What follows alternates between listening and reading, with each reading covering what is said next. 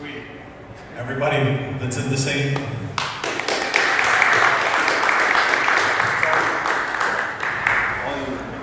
Thank you everybody for coming out and watching this screening of The Ghost Cut. Obviously, this was made in, I believe, late 2020 during the pandemic when we got kind of slowed down.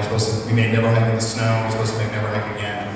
Obviously got stalled by the pandemic, so at the end, Never Hike Again is now Never Hike Alone 2, which is crowdfunding on Indiegogo right now. You'll have about till September 15th if you want to check out that Indiegogo to get your name in the credits of Never Hike Alone 2, so I just want to put that out there right now. I do have copies of The Ghost Cut at the table for purchase if anybody wants to grab a copy of that. It's a very, what you just watched was basically all the work that me and my team have done since 2016, going up in the San Bernardino National Forest outside of Big Bear, putting these films together piece by piece, all through crowdfunding. Thousands of people from all over the world helped us raise about $450,000 to $500,000 up until this point to make about 4 different films, so it's been a pretty fun ride. This was a culmination of about 4.5 years worth of work. The Disappeared music video was shot in 2019, Never Hike in the Snow was shot in 2020, and the last feature there, Never Hike Alone, was shot in 2016 and 2017, and it's been quite a ride ever since. Does anyone have any questions or anything they want to ask about the films? Do you have a franchise like a favorite Jason that inspires you? Cool. Yeah, the question was, out of the franchise, do I have a favorite Jason in film? Cool. Friday the 13th Part 6 is my favorite. Friday the 13th, obviously bringing back Tom Matthews was a big upsell for me. Definitely a dream come true from that standpoint. As far as favorite Jason goes, I'd say it's a mix between C.J. Graham and Ted White. Also the underdog, and there would be Tom Morgan, who played Roy in Part 5, but also plays a very cool dream nightmare Jason, which appears in the Never Hike Alone series, or nightmare sort of fuel Jason appears. So I always thought that the Tom Morgan nightmare Jason was pretty scary as well. What is your film for the Friday the 13th timeline? So the way I kind of take it is, I'm a Friday the 13th fan that's been disappointed ever since New Line took over. So none of the New Line films count. So this is basically a direct sequel to Jason Takes Manhattan. The first film in this Disappear takes place around 2004.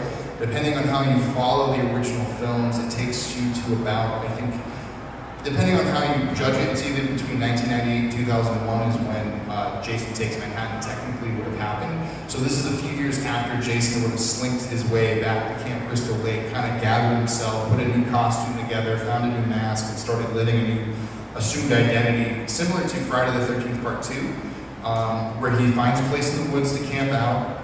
He tries to keep people away, and he doesn't really interfere until people come into his territory and mess with him.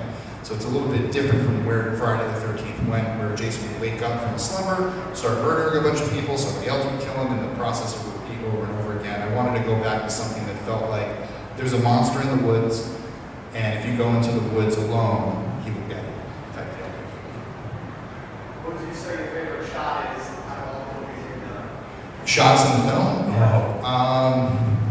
Definitely the crane out of Mark's face. That, and on the same note, the transition from Diana looking at the picture of Mark on the computer and transitioning into his dead face in Jason's attic is one of my favorites. Jason sitting up and doing the moon transition is another favorite of mine. And then some very silly ones. In the beginning of Never Hike Alone, there's a shot that's the first sort of tilt up after Kyle drives under it in the blue Bronco, and it sort of just unveils like the mountains in the background. For some reason, that one is always a shot that stands out to me as one of my favorites, the way it works. The shot coming over the waterfall, revealing the lake, which is actually Emerald Bay in, what's the name of that lake? It's out in California. We used several different lakes as far as to kind of do that. Maybe another good one that I really, really enjoy. When Kyle walks into the main cabin for the first time and walks in front of the big fireplace with the light coming through. I mean, there's so many things working for us in that shot, and we knew when we first got up there. That room was the one that really inspired us to say, maybe we can make something a little bit more like this. And for those of you who don't know, we actually found that abandoned camp in the summer of 2016, built out the camp, built a lot of the props and set dressing that we saw in there, and went there week after week, sort of picking up different shots. But the feeling that you get in the film when he first walks into that main cabin is very much an echo of me and my team walking up there for the first time and walking in there and saying, wow, we really have something here. So definitely those are the ones that stand out to me. What was the budget like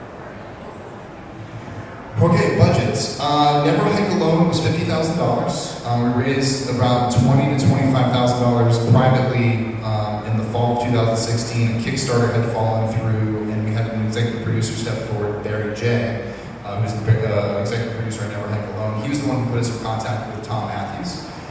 We ended up coming back to crowdfunding in January of 2017, raising another $20,000 to complete the film and some more private funding through there.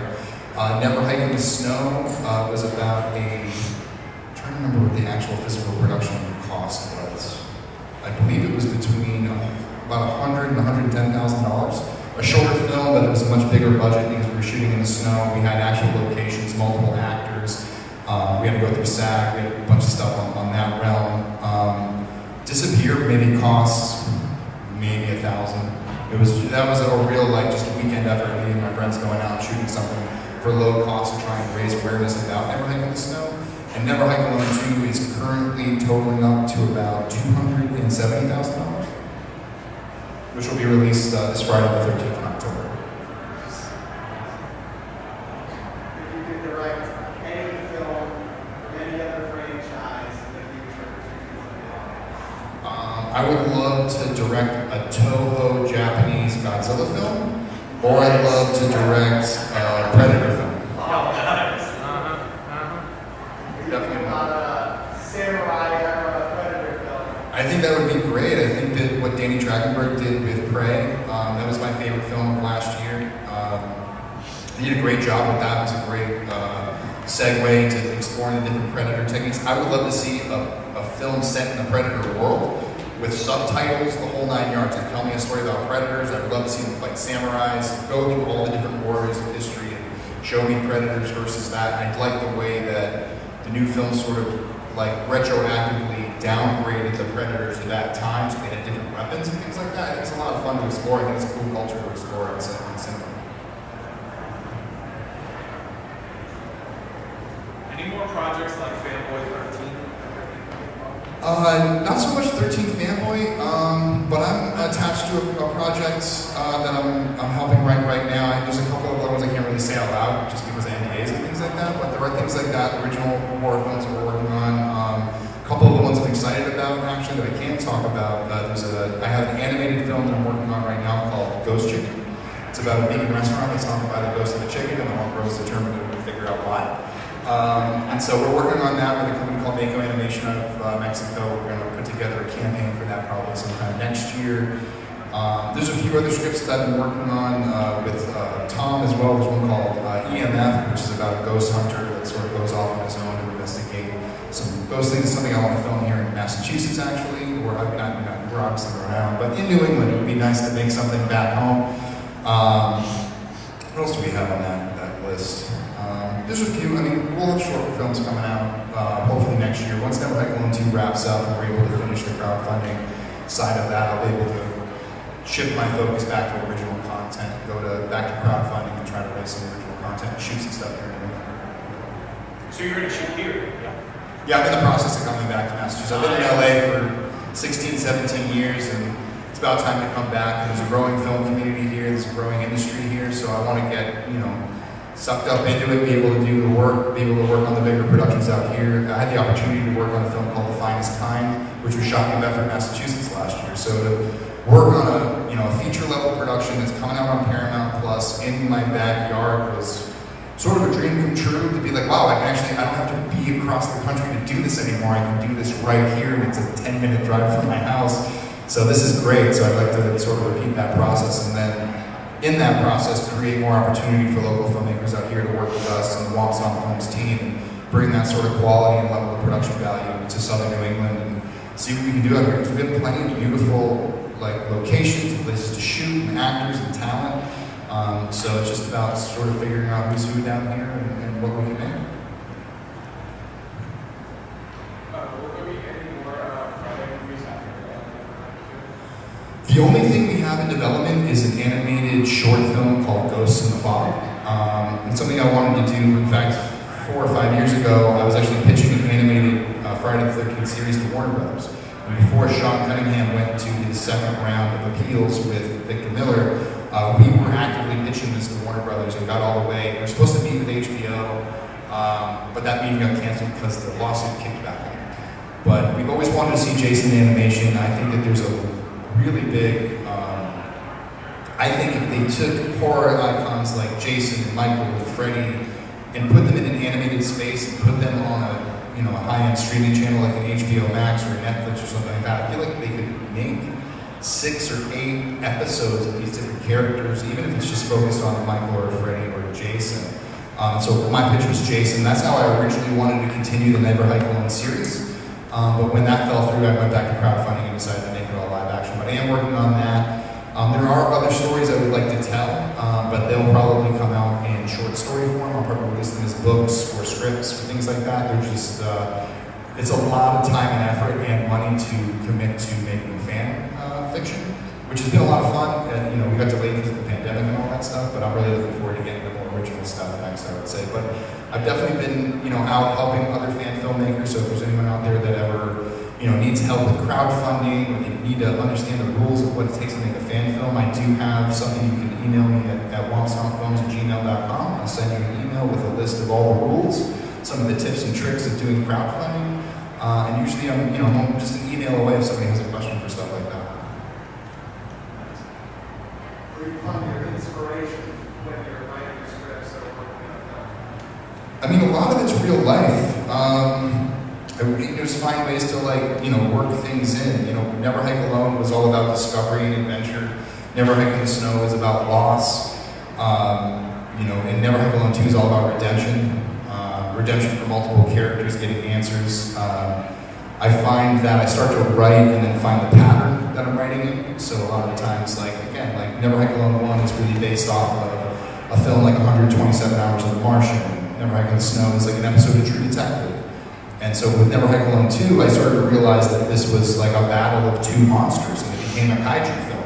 And so the structure of it really follows that of like a Godzilla movie about these 2 monsters that are working their way towards each other and then battling. They have battle at the end of Act 1, battle at the end of Act 2, and then have to battle at the end of Act 3 for, to see who's actually going to win. So I really just kind of, follow the story in my head and then start to recognize what type of structure it's taking. And then I use those past structures as a way to figure out either what I'm missing in my story, or if I'm, or if I'm too far off base, if I'm off the timing of it, okay, I'm spending too much time in these scenes, I really need to get to this moment. It really helps as a measuring stick for me to understand where I'm at in my story. Because, there's only 5 stories in the world that you can really tell. And when you kind of balance it against the formulas of the stories you want to tell, you can kind of figure out where you are with it and go off of that. But really, it's just about personal experiences and, dream scenarios in my head. Never Hike Alone was, I was out doing a photo shoot, just shooting some empty cabins. And so I thought in the middle of that, what if Jason came after me? And that was the original premise of Never Hike Alone, and that story ended up working its way into Never Hike in the Snow, where Cortland, Mark's character, is just innocently taking photos of the camp and ends up accidentally taking a photo of Jason, and that causes him to be chased and killed. So there's things like that. It's like real life scenarios that can turn into horror scenarios, and I think that that's what really connects to the audience, is something that they can relate to, an experience or any type of experience that they can see themselves within or have experienced in the past. All of a sudden, you go for a walk in the woods alone tonight, and you're going to be thinking, "Where's Jason around the corner?" So you try to insert horror into daily life that we run across to that seems mundane, and all of a sudden becomes something that we're scared of. Any other questions?